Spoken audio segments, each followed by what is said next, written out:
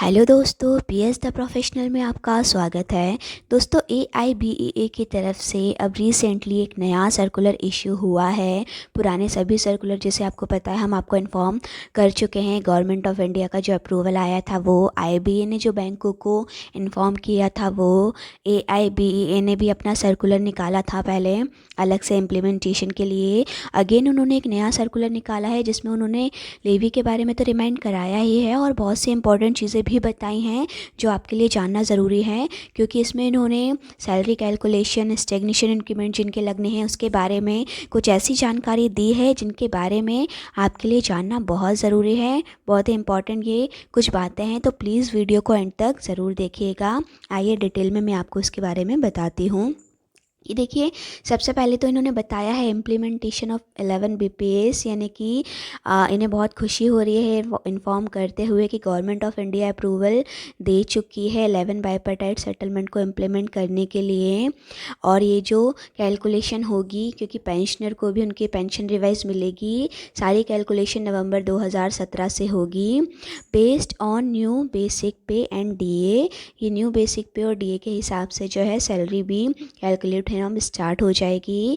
IBA ने 19 तारीख को सभी बैंकों को भी इन्फॉर्म कर दिया है कि अब वो अपनी रिवाइज्ड सैलरी और एरियर सभी एम्प्लॉयज़ को दे सकते हैं।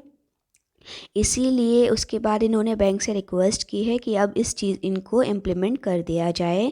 देखिए, नेक्स्ट चीज़ इन्होंने इम्पॉर्टेंट बताई है, government clearance for management contribution under the NPS 40% and improvement in family pension is still awaited, यानी कि अभी भी इसका फाइनल अप्रूवल नहीं आया है, वो वेटिंग लिस्ट में ही है, उसके लिए अभी और वेट करना पड़ेगा। उसके बाद ये इंपॉर्टेंट चीज़ इन्होंने बताई है, keep your salary particular ready.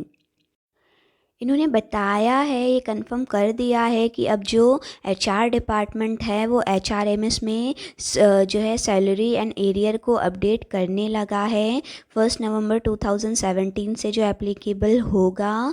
तो इनका कहना ये है कि यहाँ पर पॉसिबिलिटी है एरर होने की, यानी कि किसी पर्टिकुलर लोगों की सैलरी या एरियर में गलती पाई जा सकती है। इसीलिए आपको अपनी सैलरी को अलग से भी कैलकुलेट करके रखना है, जो कैलकुलेशन आपको पता है अलग से, ताकि जैसे ही सैलरी और एरियर आपको मिलता है तो आप उसे क्रॉस चेक कर सकें, ताकि अगर आपकी सैलरी में कोई भी एरर पाई जाती है तो आप उसे करेक्ट करवा सकें। वैसे तो सारी चीज़ें सिस्टम जनरेटेड है, सब कुछ इन्हें कैलकुलेट हाथ से कुछ भी नहीं करना है, बट फिर भी हो सकता है कोई डेटा एंट्री फीड करने में इनसे गलती हो जाए जिसके कारण से किसी की पर्टिकुलर सैलरी या एरियर में गलती पाई जा सके, जिसके कारण से ये ऐसा कह रहे हैं। इसलिए अब आपको रेडी रहना है, क्योंकि आपको अवेयर किया जा रहा है, तो अपनी पर्टिकुलर सैलरी को भी आप कैलकुलेट करके रखिएगा, ताकि अगर कोई दिक्कत आती है या कम ज़्यादा सैलरी मिलती है तो हम उन्हें इन्फॉर्म कर सकें। इसलिए आपको अपनी सैलरी को अलग से कैलकुलेट करके रखना है। बहुत इंपॉर्टेंट चीज़ है जो इन्होंने सर्कुलर में बताई है। और क्लियरली ये तो इन्होंने बोला ही है, ऐसा नहीं कि सब में, हो सकता है पर्टिकुलर कुछ एम्प्लॉयज़ की सैलरी और एरियर में ऐसा हो जाए। आगे देखते हैं इन्होंने क्या बोला है।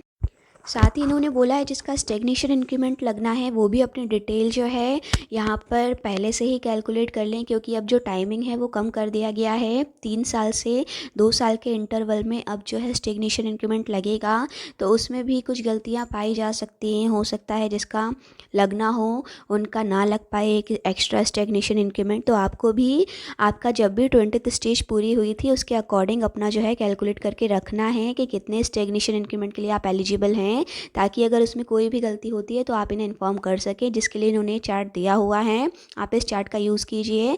आपका 20th स्टेज कब पूरा हुआ था वो इसमें लिखिए, उसके बाद आपके कितने स्टैग्नेशन इंक्रीमेंट मिल रहे हैं वो इसमें लिखिए, और जब आपका उसमें अपडेट होगा HRMS में तब आप इससे क्रॉस चेक कर लीजिएगा।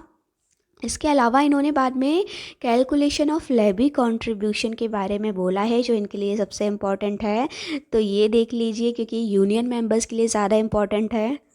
तो यूनियन का कहना है कि 4% लेवी जो है डिडक्ट होगा आपका नेट एरियर से, जिसके लिए मैनेजमेंट से इन्होंने बोल दिया है, तो मैनेजमेंट भी आप अपने HRMS में अपनी विलिंगनेस दिखा दीजिए, ताकि जैसे ही पेमेंट अपना एरियर का होता है उसमें से 4% लेवी जो है ये खुद डिडक्ट कर सके, आपको इसमें फिर कुछ भी ना करना पड़े, वो ऑटो डिडक्ट होके फिर आपके अकाउंट में आएगा। तो ये कहना चाहते हैं कि आप अपने HRMS में अपनी विलिंगनेस दिखा दीजिए, ऐसा यूनियन का कहना है। ये किस तरीके से फिर डिवाइड होगा ये इन्होंने बता दिया है कि 20% जाएगा AIBEA को, 40% जाएगा स्टेट फेडरेशन को, 10% जाएगा AICBEF को, उसके बाद जो 30% रिमेनिंग बचेगा वो यूनियंस के लिए रहेगा।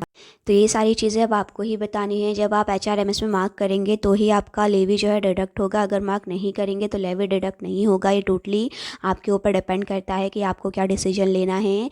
ये सर्कुलर है जिसमें इन्होंने आज ये सारी चीज़ें बताई हैं। इसमें सबसे इंपॉर्टेंट चीज़ आज एक यही समझ में आई कि सैलरी का कैलकुलेशन आप अपनी पहले ही कर लीजिएगा, क्योंकि इतनी कैलकुलेशन होगी सभी एम्प्लॉयज़ की तो पॉसिबिलिटी है कि उसमें एरर पाई जा सके, आपको एरियर कम मिले और बहुत सारी ऐसी चीज़ें। इसलिए अपने एरियर और अपनी सैलरी के साथ पहले से रेडी रहिएगा ताकि आप सारी चीज़ें क्रॉस चेक कर सकें। आई होप आपको वीडियो पसंद आया होगा।